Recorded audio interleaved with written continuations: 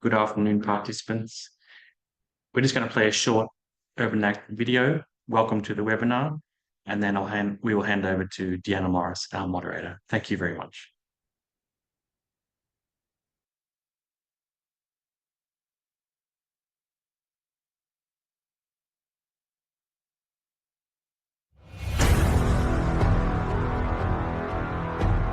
Gazing upon our world from a distance, it appears peaceful and calm. But the reality is far different. The repercussions of climate change are approaching us all, and we all contribute to this impact.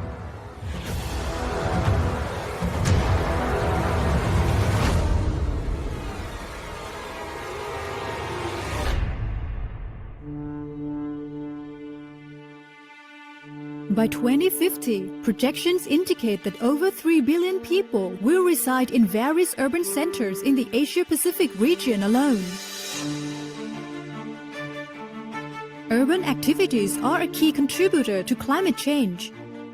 Cities are responsible for 75% of global CO2 emissions, with transport and buildings among the most significant contributors. And since 2012, the Asia-Pacific region has collectively been responsible for more than half of global greenhouse gas emissions yearly.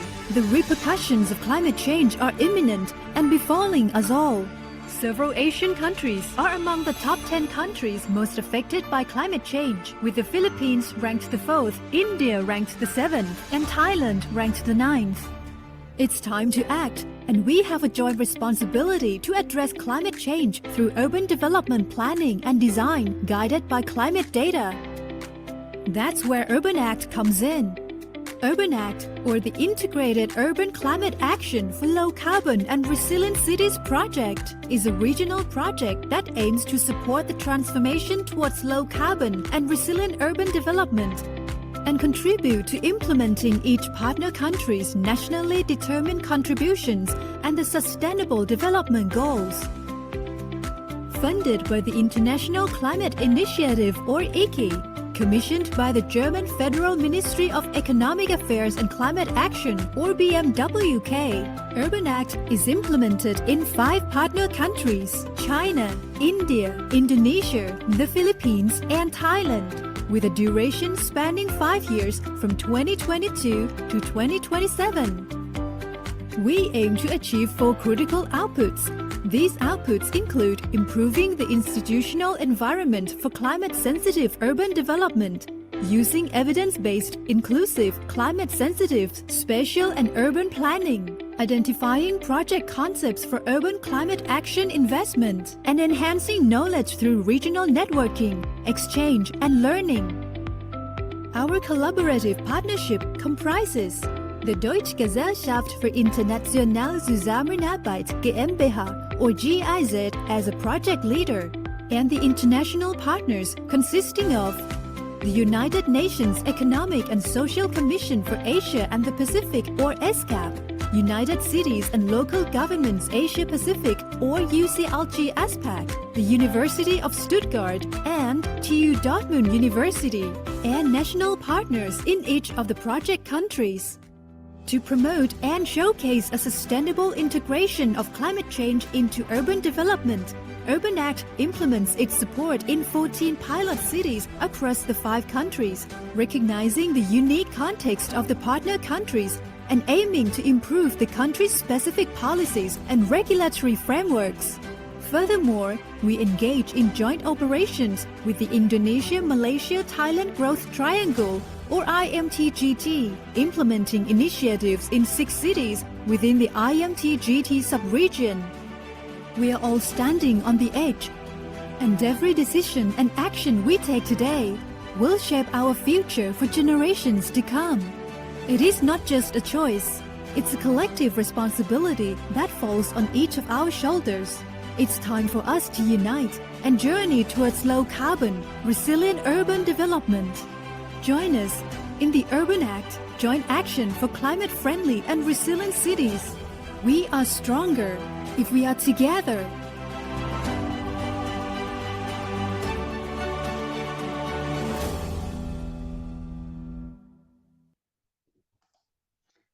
Good afternoon and welcome to the Climate Conscious Cities Urban Act webinar series. This afternoon's session is under the theme Financing a Low Carbon and Climate Resilient Urban Future, Climate Sensitive Budget Planning and Forecasting in Cities. I'm Deanna Morris, Economic Affairs Officer at UN ESCAP, and I'm leading some of ESCAP's climate finance work, particularly focused on green banking and capital market development.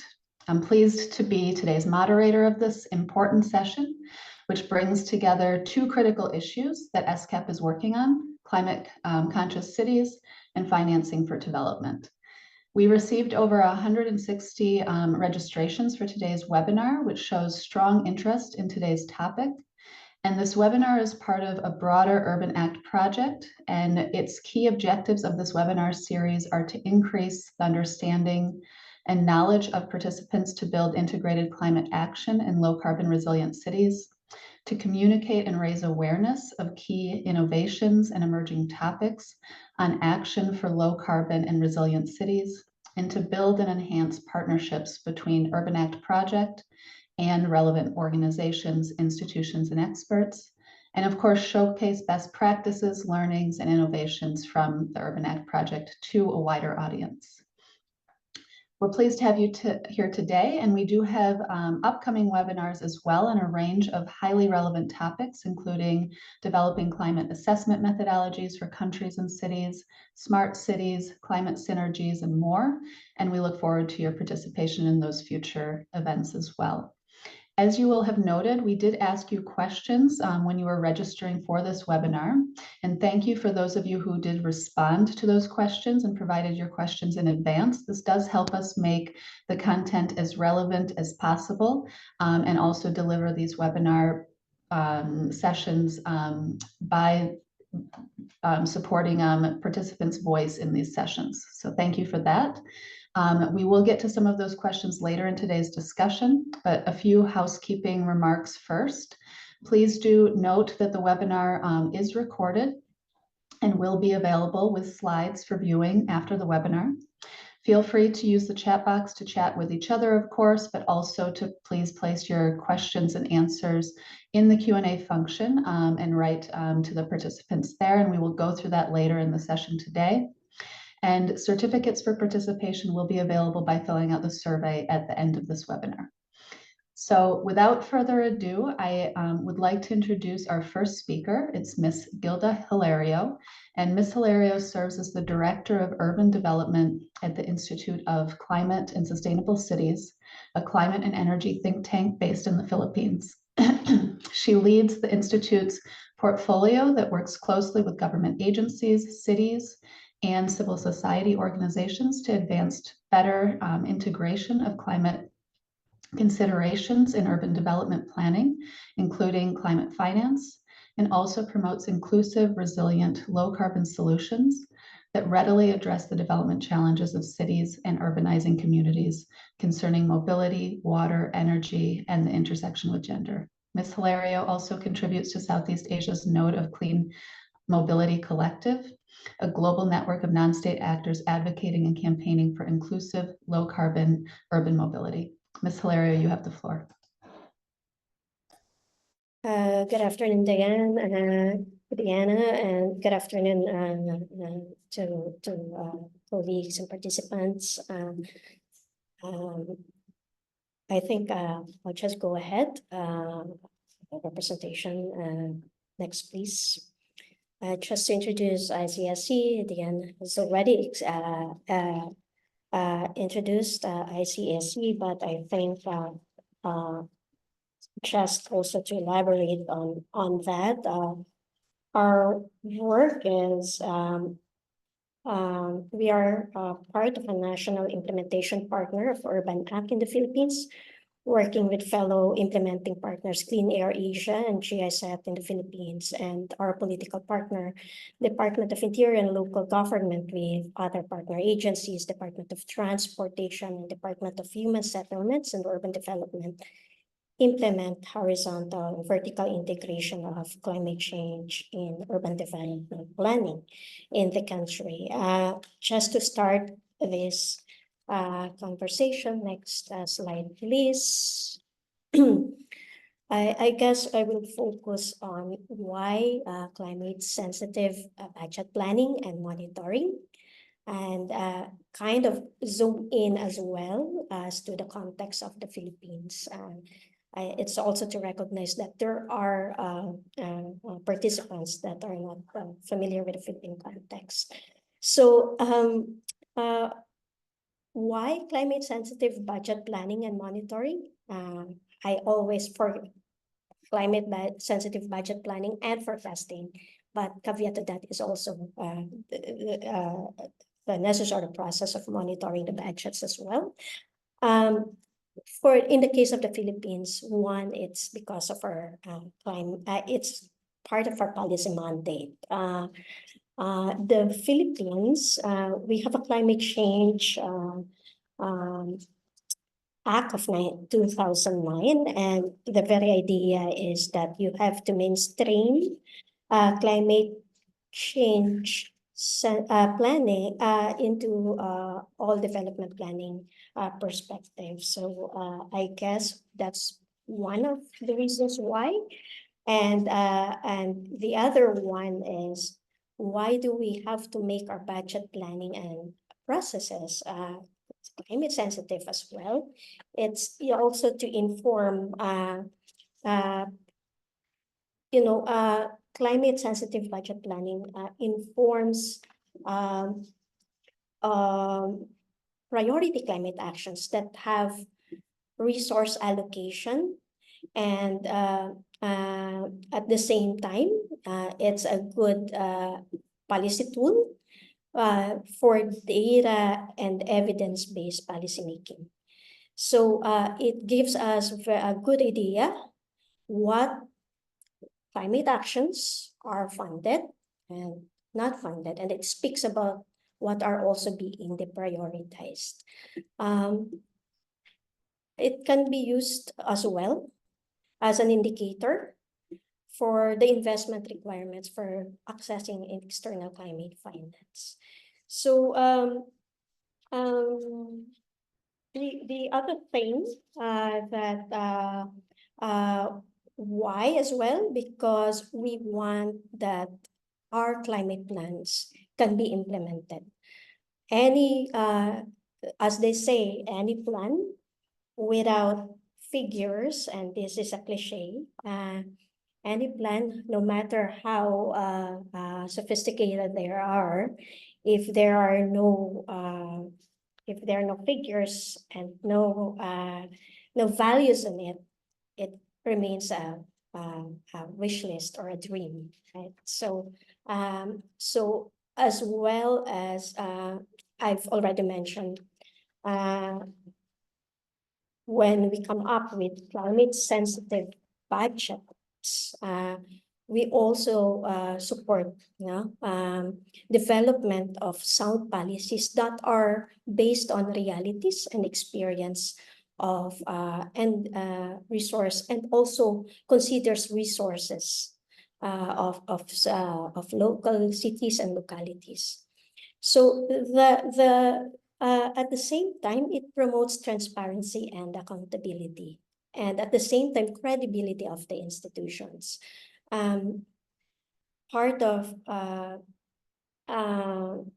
that's why I've underscored earlier the need to also monitor budgets, mainly because it's budget planning, especially in the context of local cities, is a function of it's people's money in the first place, right? So and such we are all accountable, and such being as well transparent provides it also provides us about how do we make it accountable to our constituencies, and how do we ensure that those adaptation, those plans, projects, and programs that we envision, that we intend to implement, kind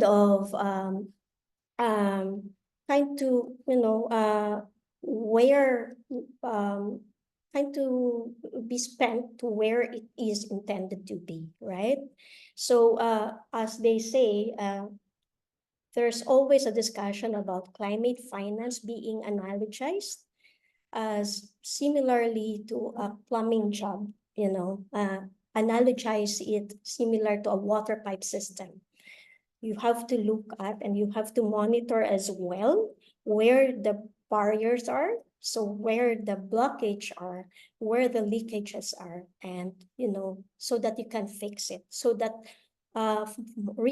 limited resources can go to where the most vulnerable sector and where development is much needed, especially in the context where financial resources are constrained. So climate sensitive budget planning and monitoring is a good indicator as well of our climate actions, of our climate commitment, even from a perspective of a country, an agency, or even a locality, and towards achieving climate resilience. And with that,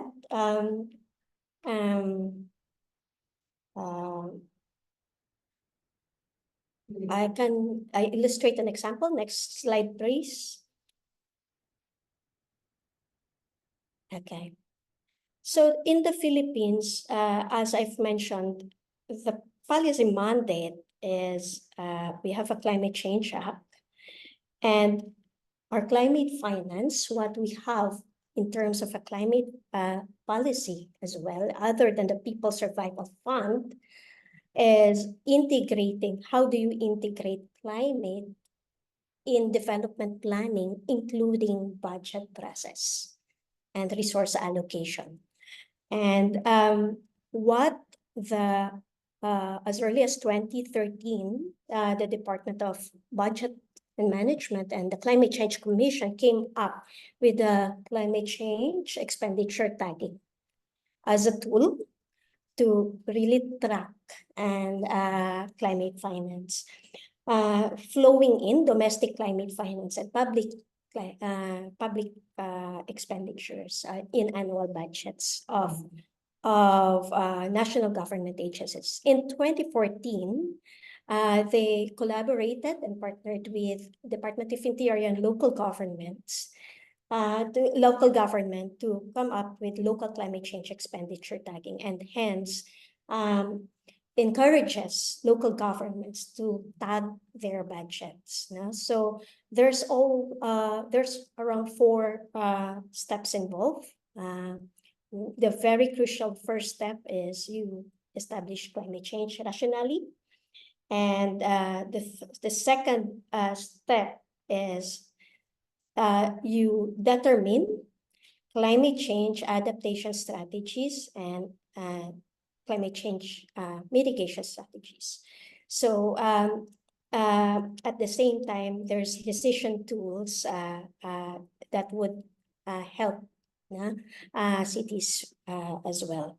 So and city planners and local planners to tag whether a program, an activity, or a project contributes to adaptation or contributes to mitigation strategies.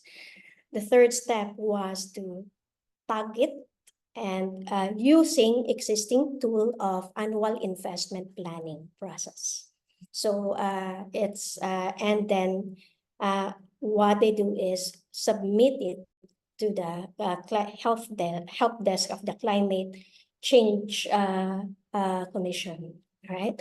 So for tagging. So the right, if you see on the screen, the bottom right, it's essentially the annual investment plan form that is required of cities, but they just add 3 columns. If you tag adaptation, it did mitigation and the total. So next slide, please. I wouldn't. So the reality is also that where do we start? So I've already mentioned in annual investment programs. So it's the process that this is the case of the Philippines. We have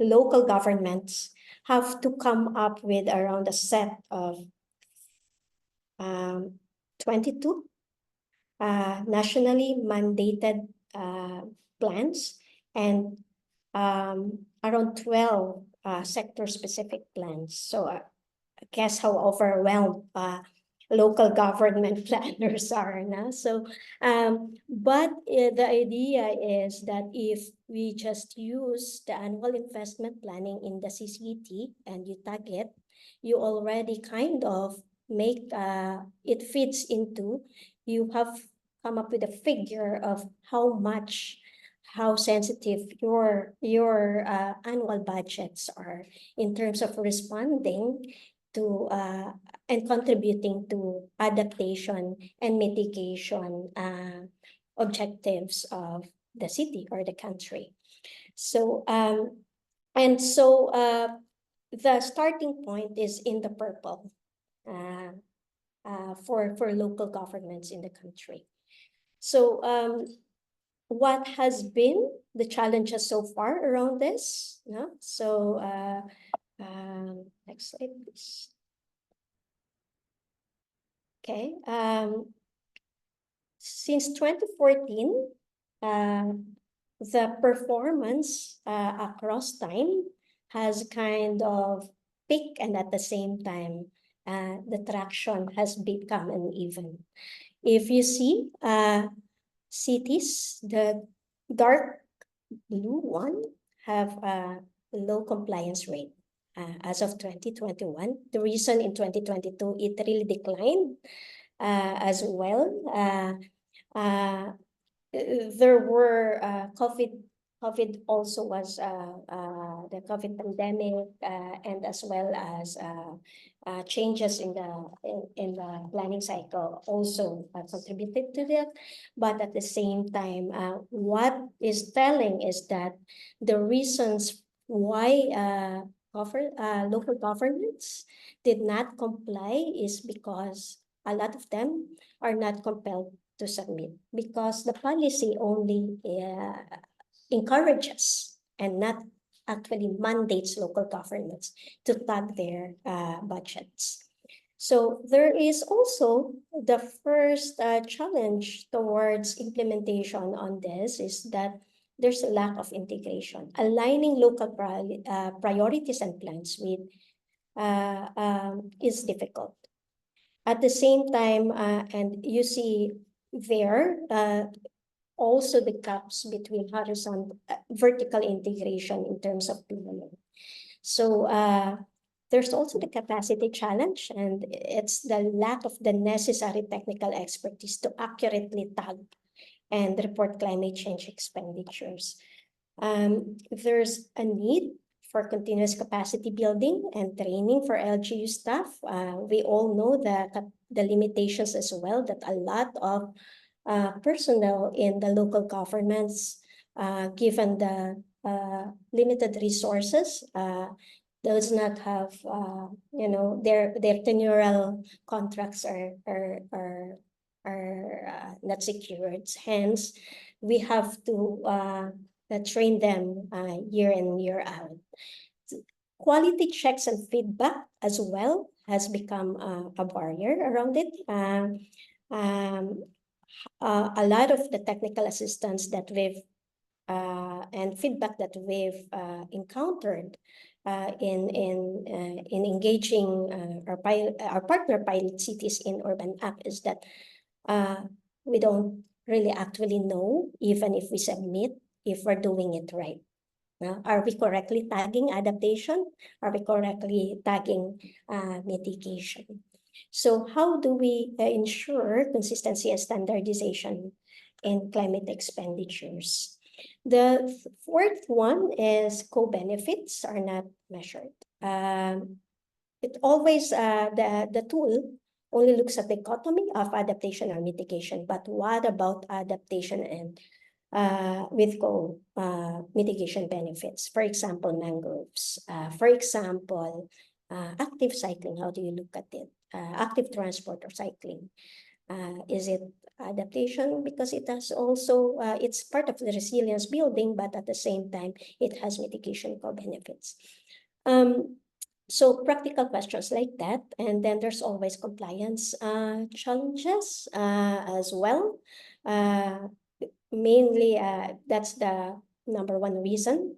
There's a lack of impetus for LGUs to do that because it's optional. They're just being encouraged. Hence, to overcome this, the government, the DILG has now included local climate change expenditure tagging as part of their performance incentive measure as part of their seal of good local government to incentivize local governments to do this. So in summary,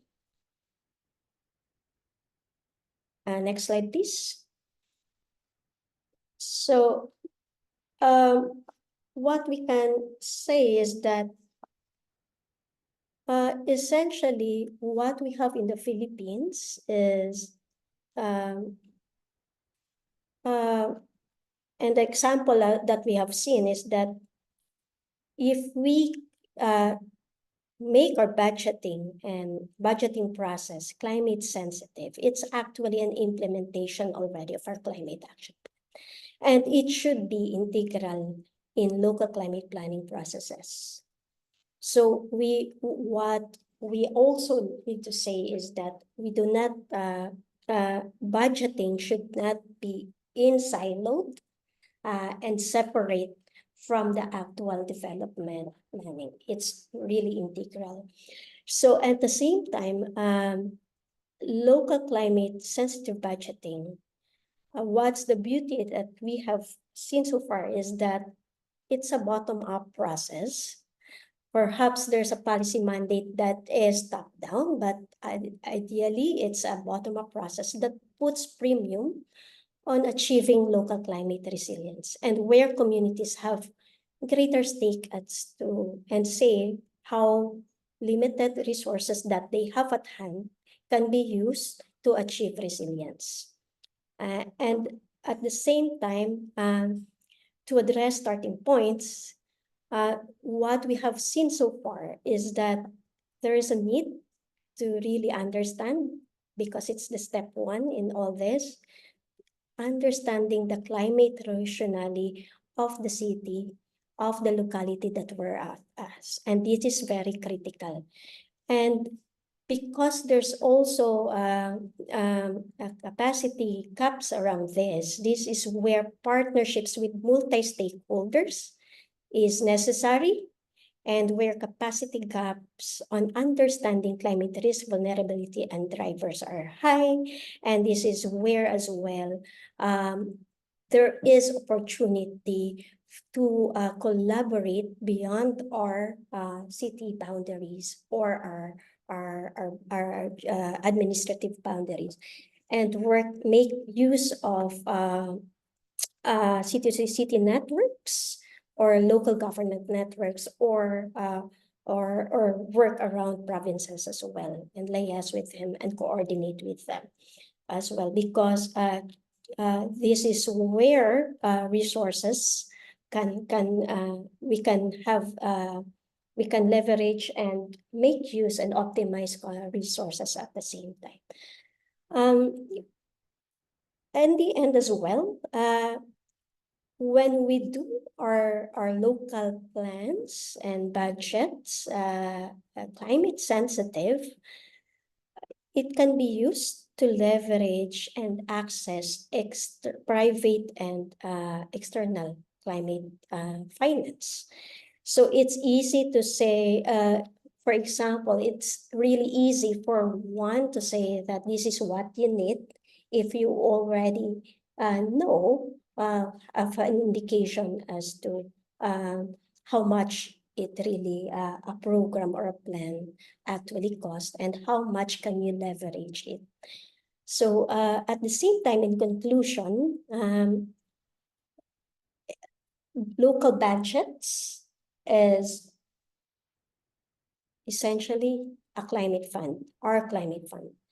And it's the most accessible climate fund there is that cities can make use of. In essence, I mentioned it earlier on my first slide, it is when we make our budgets, our public budgets, local budgets, climate sensitive, and we can make it work. It is climate action with figures, because there's how much in monetary values, and we can make the budget work. And if we can make it work, we can, and it's essentially part of our development. It's not no longer a survival issue. It's no longer an adaptation issue, but it's also becomes a development issue. In that way, we achieve other sustainable development goals. I think I'll leave it there. Thank you very much, Golda. And I wanted to emphasize what you said at the end there. You said local budget is a climate fund for cities to make use of. And I think that's a very important key point that we can dive into later in the discussion. But also the visualization that you had on the process, I think is very helpful also for the audience as well. So thank you very much. We will move to our next presenter, which is Mr. Ravi Kumar. Mr. Ravi Kumar is an urban development professional working as an urban and regional development advisor of the Urban Act project for GIZ India. He supports climate smart city and Urban Act project interventions at the city level and works closely with Coimbatore City Municipal Corporation and Coimbatore Smart City Limited. And Ravi Kumar holds a master's degree in urban planning and business economics and has over 15 years of experience in urban planning, urban infrastructure, climate change, and urban finance projects at the state and city level. Mr. Ravi Kumar, you have the floor. Yeah, thank you, Jitna, for the brief introduction. Then before going to my presentation, I will give them quick overview of, as you may heard about that COP26 Global Climate Summit in Glasgow, then where the Indian government is committed to mitigate climate change and putting climate change at the center of its policy. Also among the major commitment made by India, where they are achieving net zero by emission by 2070. So in this role, city will play the very vital role to fulfilling these commitments. So next slide, please. I will give you the quick overview of this Coimbatore city. So this is a southern part of India that located in Tamil Nadu state. So this is around 256 square kilometer area, almost 100. Watts is almost the 2.28 million population living in this city. Also, it is a 15th largest urban agglomeration in India. So going next slide, please. So Coimbatore city, my previous project as a climate smart city project, then we worked in almost in 5 years associated with city government. So various the climate project and climate mitigation mitigation and adaptation project is taken up in the various fund. So like few examples of here, so water management, restoration of water bodies and rainwater harvesting project, energy conservation, especially in solid waste management, that biogas project, then micro composting center. So even the non-motorized transport projects, various projects like a lakefront and that race course for the pedestrian ways. Also the urban green cover also studies we did in various levels, and we found that the last 10 years the city almost lost 10% of green cover. So the city is developed a plan for that. Then the various adoption policy, various financial model they adopted in these cities. So the sources of funding, the central government and state government and city also. So here interestingly we find out that almost the 60% of the total revenue generated by the city, that most of almost 56% they spend on that operational and maintenance cost. So remaining only 4% or 5%, those cities required for more capital expenditure in the big resilient project in depending on the state government or central government. So go to the next slide, please. So various activities undertaken for sustainability of the project. So various technical support, the continuous support with the GIZ, and now the ESCAP also in on board for Coimbatore. So ICLE. So also that here is a local educational institute also they come up with technical support like agricultural universities, there are various universities. Also that city government and that student they make for behavioral change for individuals that the knowledge of that climate change aspect, how to impact on the health and their regular activities. They are simultaneously they are working on this behavioral changes aspect. Also the joint effort from various organizations, including synergies between the technical as well as financial. So private and CSR, that various schemes are the project are implemented in the cities, especially in the urban green cover, that floating solar, then that street lighting. There are various projects as a joint effort by CCMC, that's Coimbatore City Municipal Corporation, and private entities. They are joining the hand. Also, very interestingly, that city is established City Climate Alliance in the 2021. This is a multi-level stakeholder that including all the government line department, institution, local NGOs, that scientists, whoever, that local people join together and discuss is a one umbrella in the climate city. What is we are going to do that climate impact cities, also who is the sponsoring the technically as well as financially. For example, forest department, they have fund for urban forestry, urban afforestation. So the city have their land, so they will collaborate together, then they can implement that increasing green cover. So at present, almost 25 hectare of the vacant land they convert into the urban forestry. Same like that floating solar also initiated. Then we had multiple example of this one. So next slide, please. Yeah. So here I will say why the climate budget is required for cities. So you all are well aware of that urbanization, its impact of the climate change.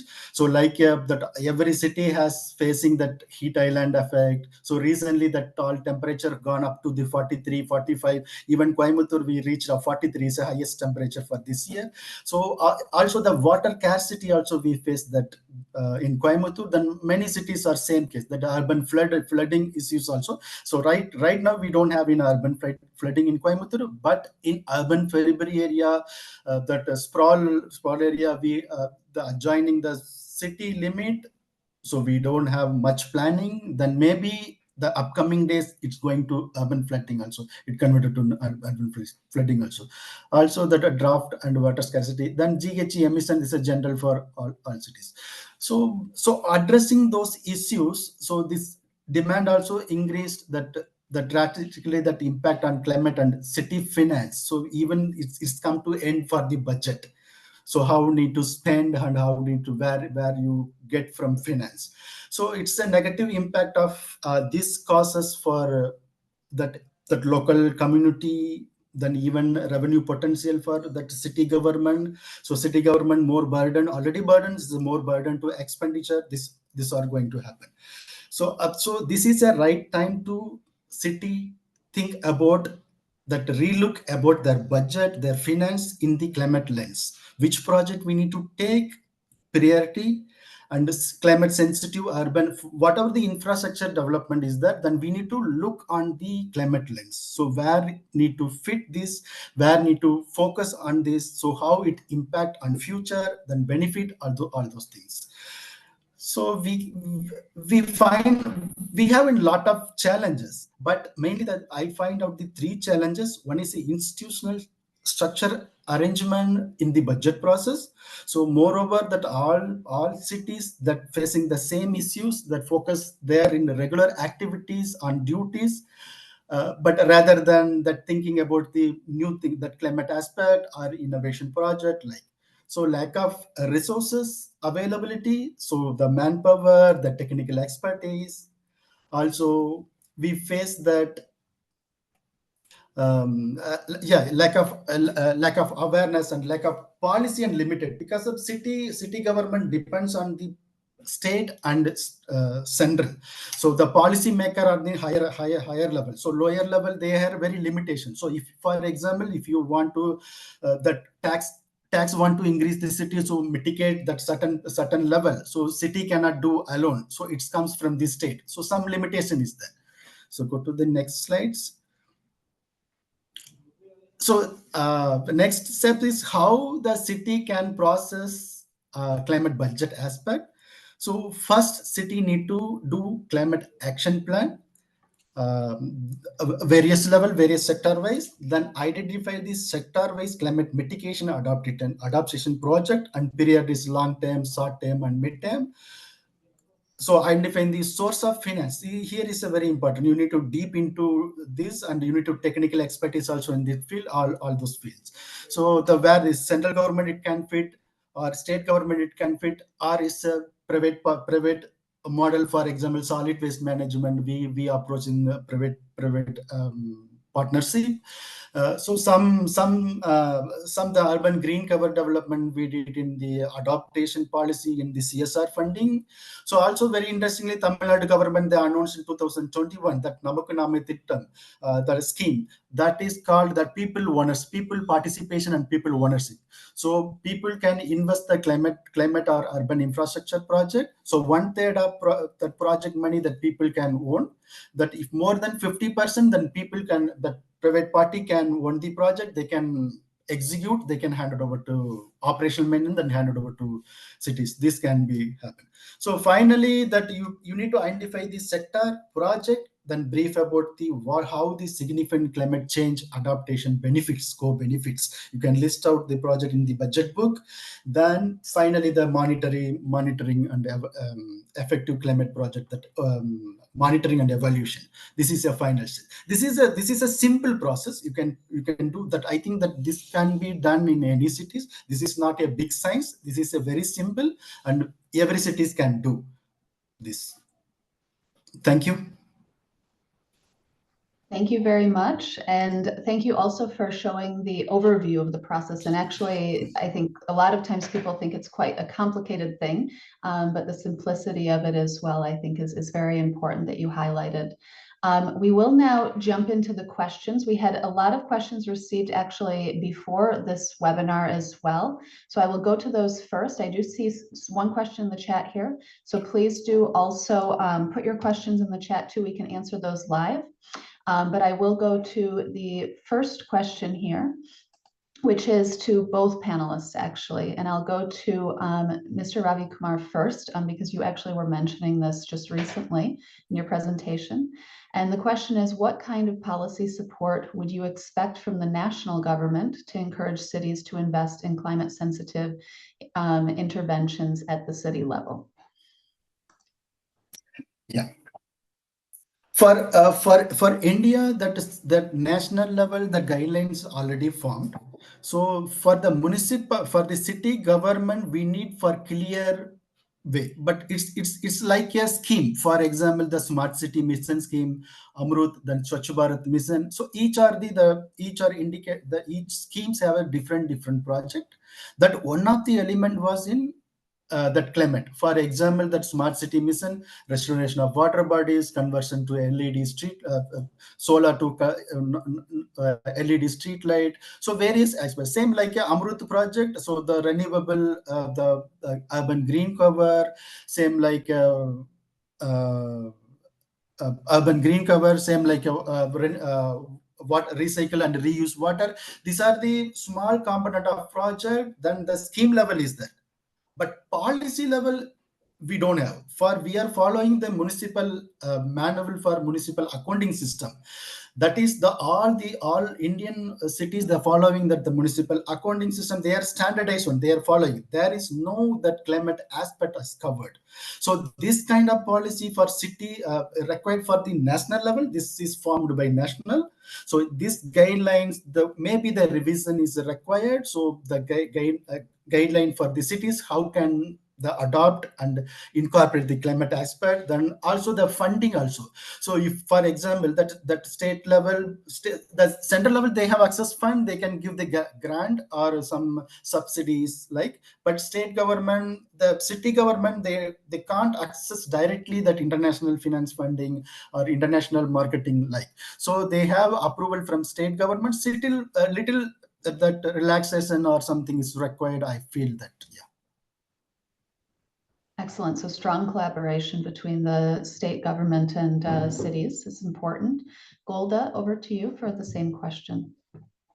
Yeah, in the case of the Philippines, I think it doesn't mean that cities and even local governments, municipalities are not investing in climate sensitive interventions. I think the problem is in reporting and the lack of impetus for them to really attribute whether this contributes to resilience, climate resilience, to their objectives of climate resilience, or it contributes to addressing the climate change drivers head on.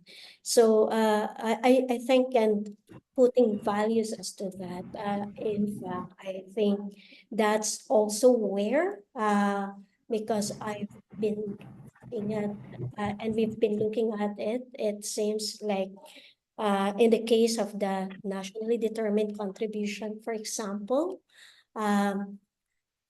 if you look at it, one indicator that we can see is that there's, in the case, there's little unconditional, but we haven't optimized, if we use the climate change expenditure tagging and we look at it, we can in fact increase it, the unconditional, because even without external resources and such, cities are making use of their disaster risk reduction management fund, which is mandatory 5%. Some are even more creative, using their gender and development fund to support measures to address resilience building of women agencies, local women agencies, to address climate issues on the ground. But these are not accounted. This does not go into our unconditional commitments. So I guess attributing to such is a kind of thing that, capacity building that is needed between the national that also required to support the local planners as well. And that's also the reason why we see that, city planners and city local budget planners as well see it as a requirement, as a copy and paste the businesses as well for them, mainly because they did not see their contribution to such. So that's why feedbacks as well are very important as well. So it's how we it's the very issue of how do we make sense of data. It's not just a matter of collecting. How do we make it and ensure that it feeds back to cities and to improve their planning processes? So I stop there. Thank you. You raised actually two also very important points. You mentioned the data and then the linkage also with accounting of this, but very interestingly, you also mentioned the NDCs, and this is something that I think is very important, particularly now. So for those of you who don't know, NDCs is nationally determined contributions that countries make to make sure they're within the 1.5 degrees under the Paris Agreement. The next round of NDCs is coming up this year, and it's due by February of next year for all governments who are signed to the Paris Agreement. And I wanted to ask you on this topic, how does this process of city planning link with and the budgeting process link with the NDCs? How are your plans linked with the NDCs? How are your budgets linked with the NDCs? Are they? And what is the strategic process involved in that? And this will also be to both participants. And then I see some other comments and questions coming in too, and we'll get to those next. Diana, in honesty, we just released last week, the national government just released a national adaptation plan, and the NDIP, National and Nationally Determined Contribution Implementation Plan. And so the very crucial role is how do we roll this out? Because even NDC, from the perspective of local governance, there's very little awareness on it, mainly because NDCs, in the case of the Philippines, our commitments were mainly along sectoral issues and not essentially geographic, subnational, national, but we organize it along sectoral lines and such. So with that, I think that's where the gaps are right now. So as to how it contributes, perhaps there's also an honest conversation and dialogue process that also have to happen, in terms of how to make sense and ensure that, both are aligned, because this is, we see the local climate change expenditure tagging, for example, as climate finance tool, but has become different. It doesn't, it's kind of far from the NDC planning. So if we have to, how does one fit to another, should be, we need to also look at it. How do we shepherd the process in such a way that one feeds to the other, right? There's still that gap that persists. So I think I answered such in that manner because I see the dissonance around. Yes, it's not just the Philippines, it's many other countries in the region too who are facing similar challenges. So I'll hand over to Ravi Kumar also for the same question on NDCs and the integration from the city to the national level. Yeah, as you know that NDC, according to which India the target that reduce the emission intensity of GDP has been the engage almost 45% in by 2030. So the national government, the schemes I told already, that is like a Swachh Bharat mission that focus on solid waste management and Amrut schemes. They are when they plan that schemes, they are incorporated that NDCs, the target on that project also. For example, recently the City 2 project launched in the Smart Cities mission. So almost 18 smart cities in selected that this is, basically they focus on circular economy in this solid waste management integrated approach, the reducing the greenhouse gas emission, that waste. Also the one component will be, one component would be the city level, the circular economy. That state level is that support for the climate change action institutional arrangement. So this all the schemes from central government, they are aligned with the NDCs. Yeah. So the project is city is doing that directly linked to that national targets. So, but cities doesn't know that this project is directly into that is that lack of resources is. So we need to the capacity development to city people. So for more effective and the engagement with the national determined goals, all those things. Excellent. And we do have a question here on that. It was, can you elaborate more on challenges faced regarding NDC implementation? And I think you both somewhat answered that in terms of coordination. Capacity building is a main challenge.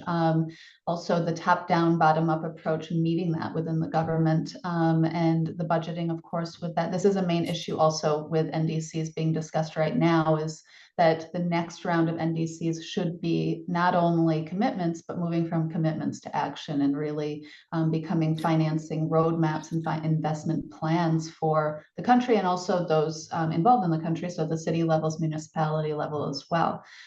So I think that we have answered that question.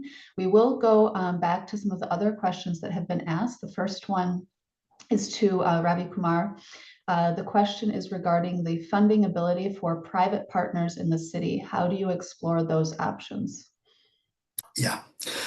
I will go back on my previous project. This is a climate smart city project. The city requested for urban green cover and construction and demolition waste and overall the action of urban planning. So we did for studies in urban green cover. Also that we did for the budgeting also, that it's linked with climate smart city assessment framework. That is a 5 indicator, that is a sector. So 5 indicators where the spendings and revenues is going to happen. So we are that studies came out well. So one of the finding is that city lost the 10% of that green cover in last 10 years. So second issue is city doesn't have fund for increasing green cover or implementation, that operational maintenance, because almost that 46 to 50% that own revenue they spend for that establishment and salaries and that operational and maintenance costs. City doesn't have that increase that. Third point, that city have land, that open space reservation, that you may Google it, that what is a open space, that I think everyone now. So vacant land, this is called a vacant land. So that I will give little bit brief about the open space reservation.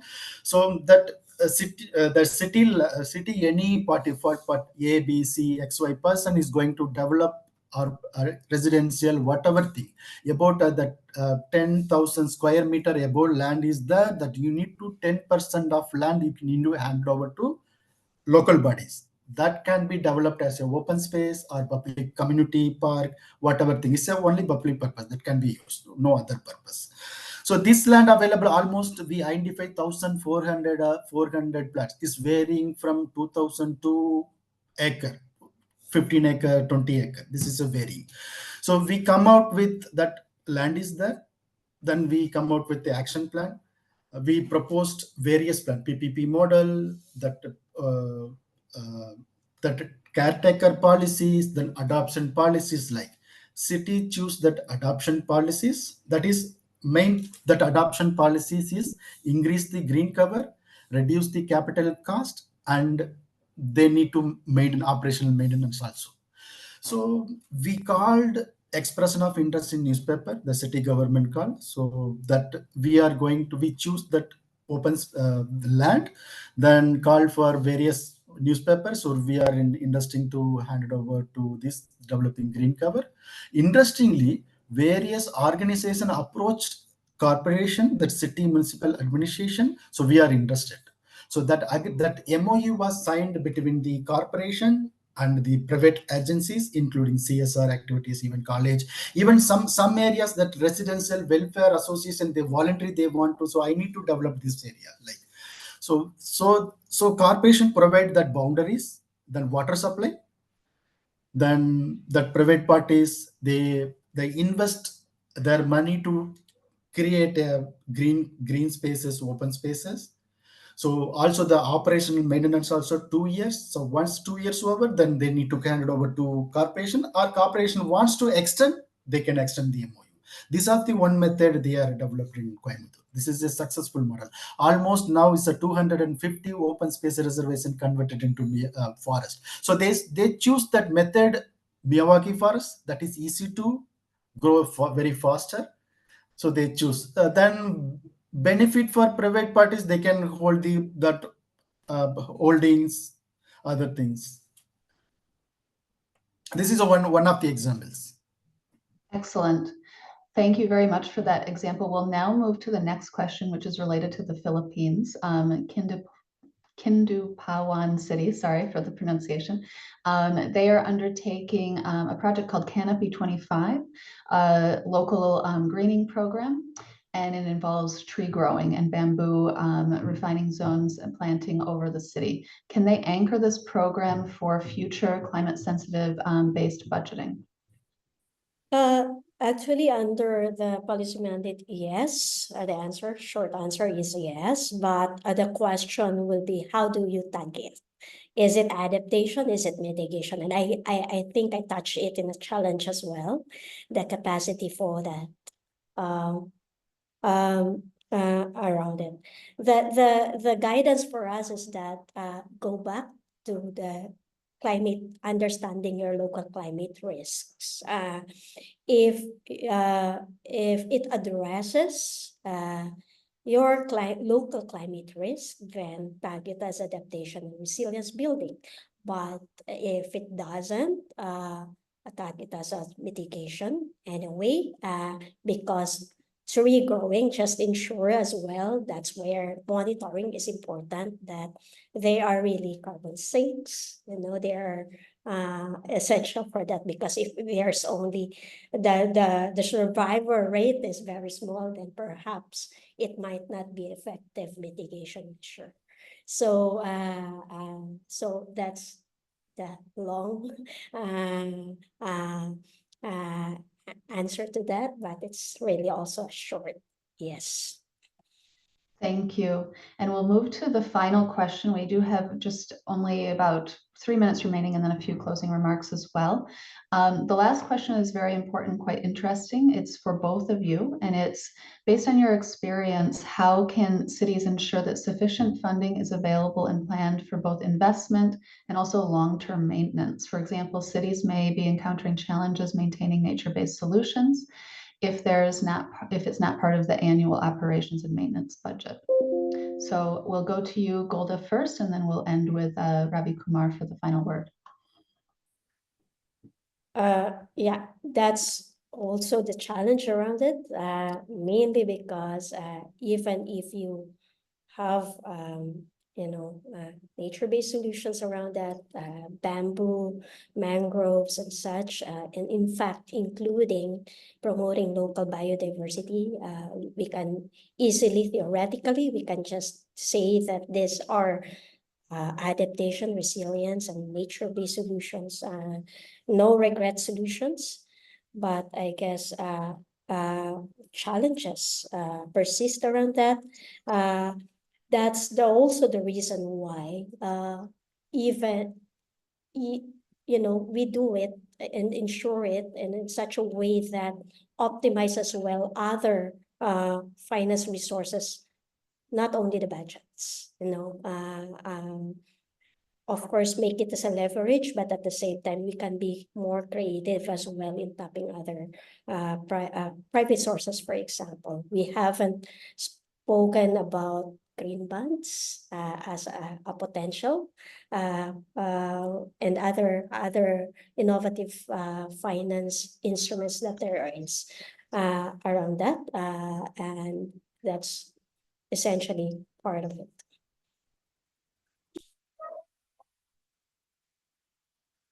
Excellent. So over to Ravi Kumar for the final word on this one. Yeah, I think the most of the cities, they are facing the operational and maintenance because their own revenue, there's already I mentioned almost 50% and above, they spend on the O&M only. So this one example I told, that adoption program. So another one is now the PPP model is there, so that we can try. Maybe the green bond, new terminology and a new concept of green bonding. Once you achieve this targeted value, then you can go for bond marketing, other thing. And natural based solution also we tried out in biopark concept in the urban green cover, that's worked well. So also that we have in that you can create a multi-stakeholder platform on the one umbrella, like the Coimbatore established the Coimbatore City Climate Alliance, like. So they have that multi-stakeholder, like a different kind of department, because I'm a city municipal administration, then someone represent from the forest department, someone from the pollution control board, someone from the private organization, institution. So you can synergist with all other department. They have fund their project, their budget. For example, urban forestry, maybe the PWT, public work department, have the stormwater management fund execution. So you can synergize, you can utilize both, benefit both the city and other parties, like pollution control board. They have pollution control board, state pollution, they have mandated to do for 5 lakhs trees for this year or next year, like. So definitely we can use that, because now is a problem we faced before that. So interdepartmental collaboration, this is one option. So we have in different options. So national, you can explore the international finance. So various option is that we need to not explore that options. That's the issue. So maybe that resource efficiency cities. So they are doing for regular activities. They are in only they are in inside box. They not go for out of the box. That major issues that we need to sort out those issues. Then we need to think above out of box. Thank you very much. I did see that a lot of participants saved their questions for the very last minute. We have run out of time, but we will do our best to answer some of these now live or in typing, and then also hopefully by email as well. Just to close out first, I really wanted to greatly thank our presenters for your really highly useful contributions and presentations. The presentations and materials will be shared after the webinar. And do please fill out the webinar survey, which is on the screen now. You'll see the QR code.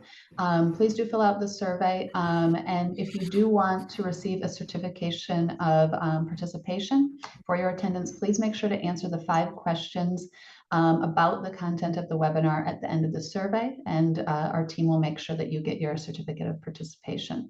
Also, please, we're pleased to announce that the next webinar will take place on Wednesday, the 31st of July, and that will be on developing an assessment methodology for national governments and cities, the Urban Act EFC. So thank you again very much for your participation. And thank you again to the panelists as well, and have a great day. Thank you.